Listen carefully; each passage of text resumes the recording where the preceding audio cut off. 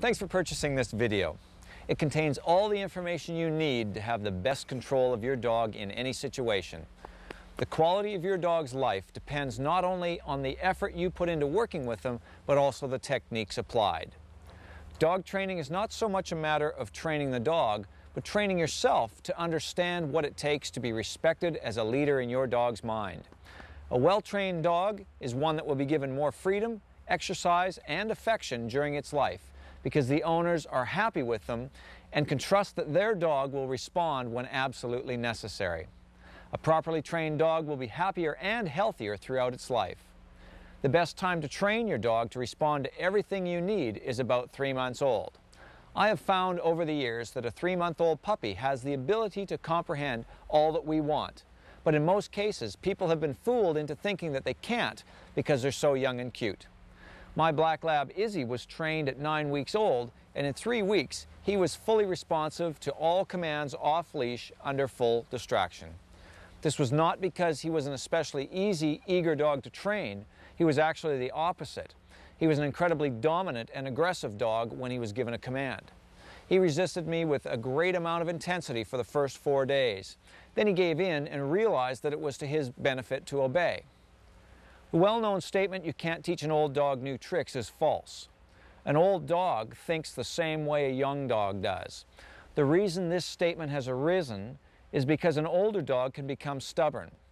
They have learned that they are the pack leader and are not easily willing to give up position to anyone. This gives the impression that they cannot learn new things, but in fact, it is because they are not willing to learn. When we approach them with this understanding and find ways to make them realize that they're no longer in control, they can be taught all kinds of new things. My methods will instruct you how to harness the dog's will regardless of the age of your dog. When done properly, this does not break the dog's spirit, but enhances it, allowing the dog more time to experience positive thoughts and behavior. Many times when people call me, during the explanation about their dog, they say, "I think he or she is pretty smart." In fact, there are no dumb dogs. Every dog is much smarter than most of us will ever realize. The reason people think that their dog is not very smart isn't because the dog is lacking intelligence, but that the dog does not have respect for the owner as its leader. This is why a person can be calling their dog or instructing it in some way, and the dog seems to be oblivious to them. We must first understand the genetic makeup of our dog. Having knowledge of the way that they have been created to think makes it possible for us to deal with them in a manner that will achieve results. A dog is a pack animal. They naturally want to be in control, some to greater degrees than others. Every dog is an individual. They can all be trained in basically the same manner, but they will need to be dealt with on different levels. Think of a scale of 1 to 10 to examine what is going on in the dog's mind. Let the numbers represent the strength of will of the dog. If a dog walks around in life perceiving itself as a 7, then the dog will only respect any person or dog who presents himself as an 8 or higher. If anyone comes across as less than a 7, the dog will understand them but will not obey them if they don't desire to. To keep order in the pack, the leader will use increasing levels of force to achieve the desired change in behavior from the subordinate.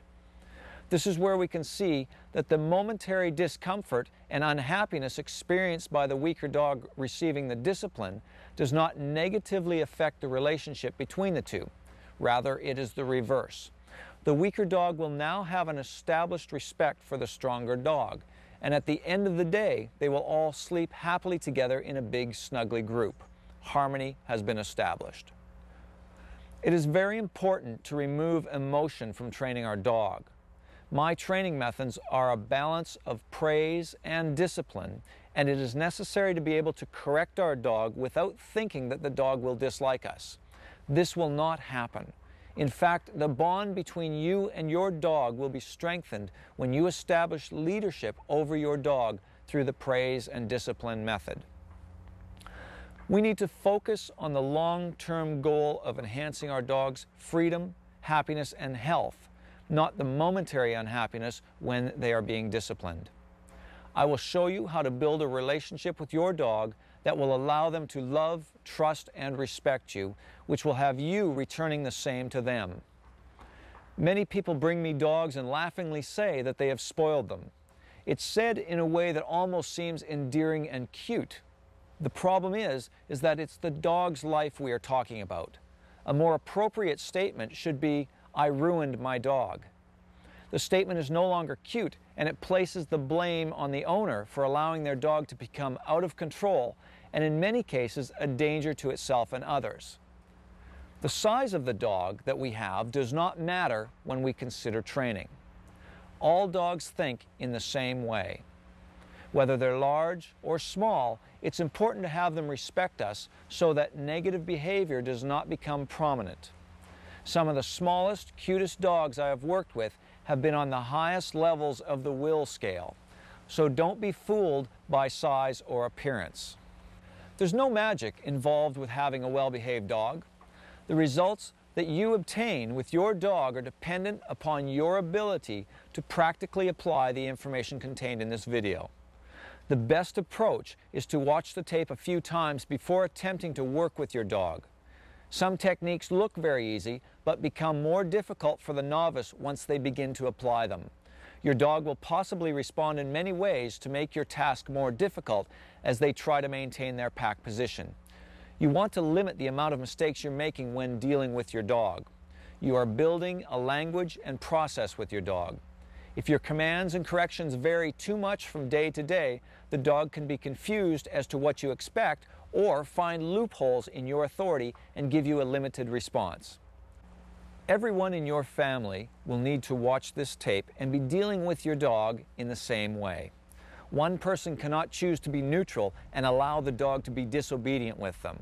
This will only make it harder for those who are doing things properly, because the dog is learning that it can control some humans in the pack, and it will also continue to challenge the others.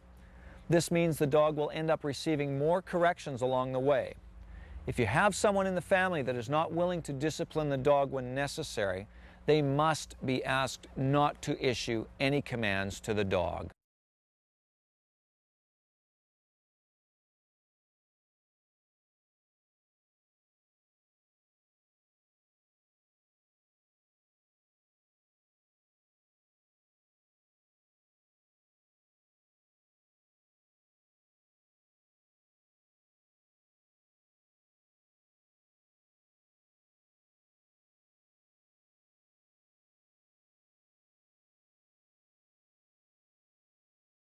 There are a few golden rules that are good to follow when we're working with our dog.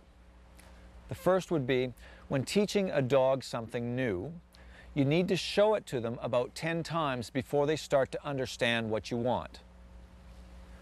Praise your dog verbally and physically when it is responding to you, but don't overdo the praise. This will cause the dog to lose focus. Limit heavy praise to play periods, which are incorporated into the training sessions. Never repeat a command. If you do, you are teaching the dog not to listen to you the first time. If they don't obey after 2 seconds, make a physical correction. Avoid empty threats. If your dog disobeys and you commit to a correction, always follow through, even if the dog does what you asked after you moved in to correct them. They knew what you wanted, but were only testing you. If you don't give a correction, in this case, the dog will always play this game. Your dog cannot break a stationary command until you allow them to with the release of the word OK as you step away from the dog and clap your hands. Never give a command unless you are prepared and in a position to correct the dog if it ignores you. When beginning a new command, always start with a low-level correction and build up to a level that causes the dog to want to respond. Once a certain level of correction has been reached, do not start off the next day at a lower level again. Pick up where you left off. Once the dog understands that the corrections will always be administered at a level slightly greater than they care to receive, we begin to move into an environment that is very positive.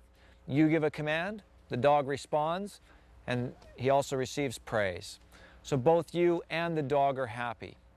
Now only occasional maintenance corrections are necessary if the dog challenges you. Training is more than being consistent. It requires consistency at a level of correction appropriate for the strength of the will of your particular dog. Correction is not permission to be abusive to your dog. It is a controlled, calculated exercise in behavioral modification. Your corrections should be just firm enough to make the dog decide to respond. Use firm, commanding tones without barking or screaming at the dog. Soft, nurturing tones will not gain the response you need either. Tell your dog what you want, don't ask them. If your dog is not responding, you want to increase the firmness of the physical correction, not the volume of your verbal command. Do not find yourself yelling at the dog to stay because they keep getting up.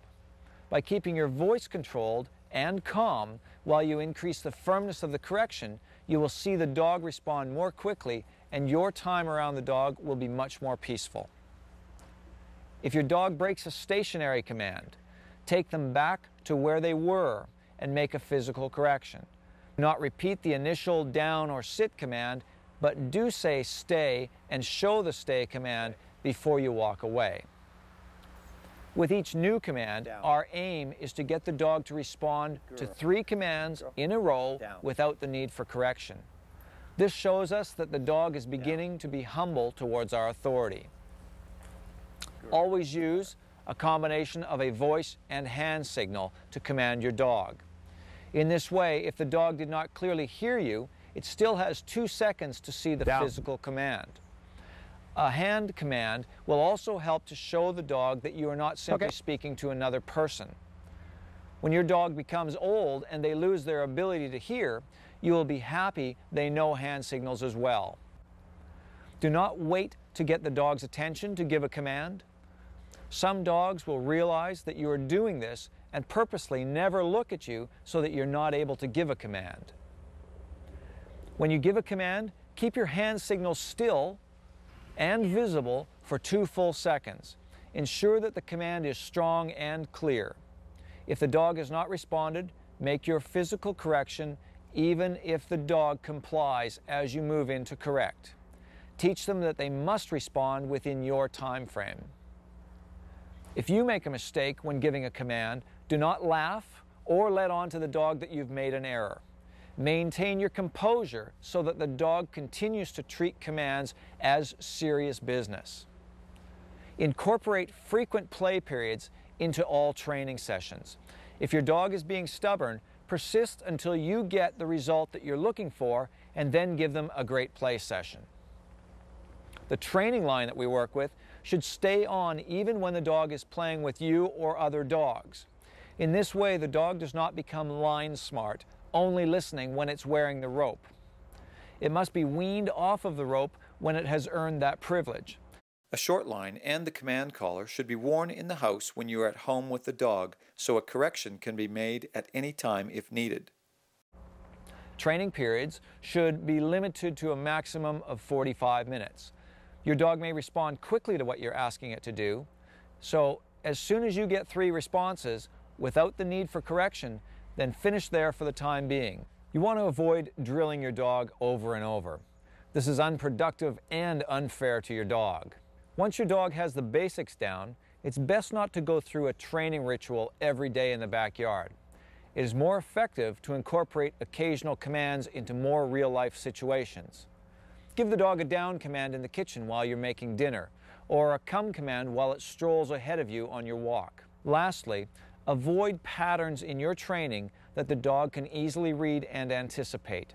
In this way, the dog truly has to wait for your command rather than mindlessly going through a routine or constantly jumping the gun. A lot of times people have fallen into a habit of verbally baiting their dog, and what I mean by that is encouraging them with certain phrases such as, "Want to go for a walk?"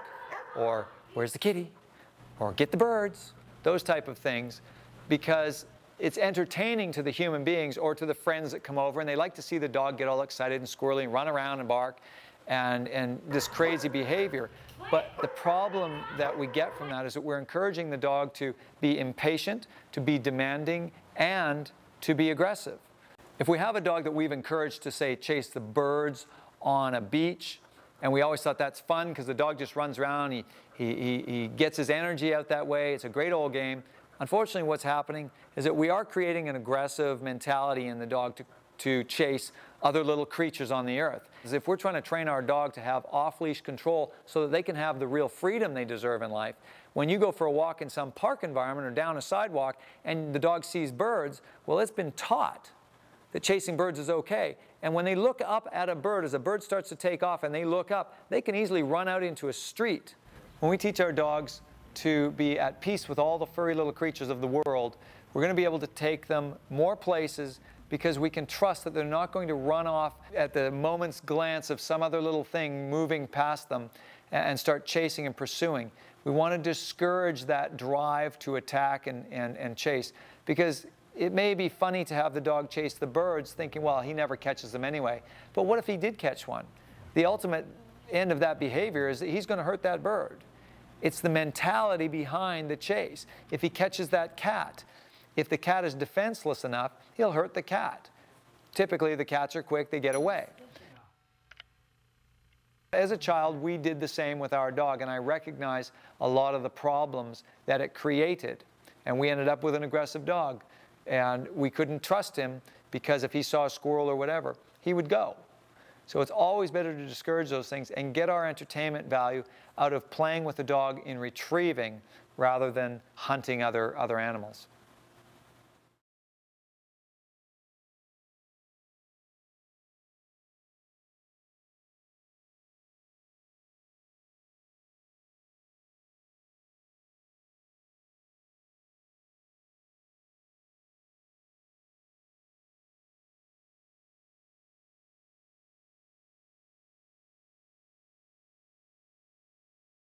One thing that we want to just chat about briefly is the use or the lack of using treats when training. I've got here in my hand a little dog biscuit, and you can see how focused Izzy is on this treat. Now, when I'm training, I never use treats. And the reason that I don't is because there's a few reasons. Is that one is that you get a dog who's just simply fascinated and obsessed by these little treats, that all they want is this food out of your hand. And yes, they will perform for them, but if you examine dogs in a pack without human intervention, dogs do not use treats or bribery to gain authority or respect from other dogs. They use a scale of increasing correction. And so one dog will arise as the pack leader based on the discipline that he has given to each and every dog according to their individual personalities. Now, in the beginning, if you use praise and discipline as compared to treats, you will end up getting what looks to be the same result initially. But the part where the treats begin to fail is when the dog is off leash at a greater distraction, and they choose that they would rather have the other distraction over the treat, and they know that there is no consequence for them not returning to you or for doing the command, whatever it might be. Whereas when you use a method of praise and discipline without treats, the dog understands, no matter where it is, that there is always a consequence for not responding to you. And that is when you get a dog that you can trust. Doesn't matter what's going on. When you give a command, the dog understands the reward that it will get, which is your affection, but also the discipline that it will receive if it chooses to ignore you. So by removing treats completely from our training, we get a dog that we can trust under any situation. Hey buddy, you want this? Would you like that? That's Izzy's first treat.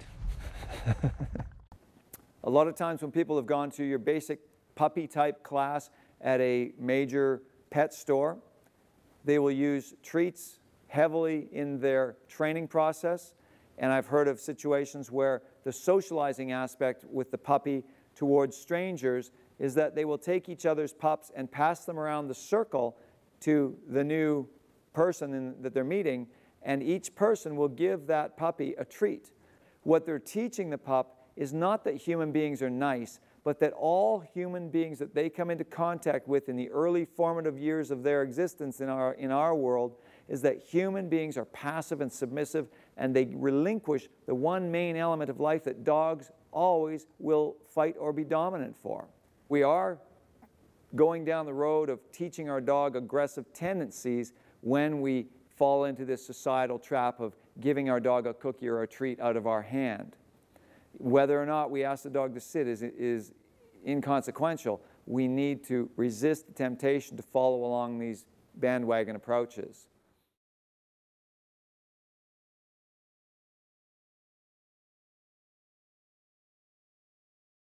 One of the great things about my program is that you don't have to set aside a whole bunch of time in your already busy life to train with your dog. Once you've gotten through the first couple of days of learning some of the basics, teaching your dog some of the most important things, one being the down command, then you can just start to incorporate those commands in the normal routine and time that you would spend around the dog anyways. If you're making your dinner, you're standing in the kitchen, give your dog a down command. You're sitting down for dinner, put your dog's bed out and tell the dog to lie down and stay while you eat. So you're nearby, you can see what the dog is doing if the dog breaks the command. So you have to stand up from your chair a couple of times, make a couple of corrections here and there. But it gives you the chance to start to incorporate this into your routine and show the dog that anytime, anywhere you are, you're always in control. Then you can start to get excited about how you can take this out into the real world and to your normal life and bring your dog along. If you go to the bank, you put your dog down, you tell them to stay. There's lots of places that they don't mind you doing that. If you're out working in your fields or just doing recreation type things, give your dog a down command, make them stay while you do things that you have to do. And the dog is learning to be a partner with you in life. And they're learning that just because they're out somewhere and it's happy and a fun place to be, it doesn't mean it's a free-for-all for them. Dogs can very easily learn to control themselves if we show them by incorporating these things into our routine that this is the way we expect them to behave. Say you have to go out to the street edge to get your mail if your mailbox is out there. Tell your dog to stay at the open gate, walk out, come back, praise your dog for staying. If you're doing the vacuuming in the house, put your dog in it down, vacuum around. If the dog is not comfortable with certain items like the vacuum, it's a great way to teach your dog to become desensitized to those things by making them hold a down command. They've got something else they have to think about. When you're mowing your lawn, when you're washing your car, start to get a bit creative. It becomes fun to think how many different places and situations you can bring your dog to. As you gain confidence with your dog and you start to see how they're responding, you will give them more and more freedom because you can see that they've earned it and that you do have confidence that they're not going to run off willy-nilly like the average dog would. A more advanced situation that I like to do is when I go to a coffee shop, take one or a number of dogs with me, put them outside, tell them to stay, go in and come back out, and my dogs are still there. You can always, again, work this situation initially with two people so that one person is outside standing a ways away from the dog to give them that chance to do things on their own, but they're still under a watchful eye while the other person goes in and gets the coffee. And after you've seen your dog perform a number of times with other dogs walking by, people walking past, people talking to your dogs, even people petting your dog, and that they still understand that a down command is a down command, that no matter how exciting it is, no matter what the circumstances are, your dog has to maintain that down position. And you'll see that after a few weeks, they've caught on to this under all this distraction, and then you can relax and you know that you can go in, get your coffee, come back out, and there's no problem because your dog has thoroughly been tested under all of these distractions and they perform perfectly every time. There are three essential pieces of equipment that you'll be using when training your dog. Firstly, there is my command collar. Now it comes in two sizes. You've got your small and your large. Now you can watch the command collar section to see exactly how to size this collar for your dog and how to use the quick release snap to take it off your dog and to put it on very easily. Secondly, you're going to have my Freedom training lines. Now these are three individually sized lines. There's a 10-foot, a 3-foot, and a 6-inch line. Now these lines will be used both indoors and outdoors to maintain consistent control over your dog. Outside, you'll start with the long 10-foot line so that you can always get a hold of a dog. It just gives you that chance to get a hold of them if they're moving around quickly. Once they've shown you that they're starting to respect what you're doing, you wean them down to the 3-foot line. Then when they're doing very well, you can have them wearing the command collar and just the 6-inch line, which gives you the ability to have something to correct them with, a little handle to work the collar with, and it still gives them the feeling for a while that there is some type of control there. So they don't necessarily need the long line because they're not running off on you, but they do need that feeling while their brain is reprogramming that you can correct them if you need to. And these work simply just like a regular leash.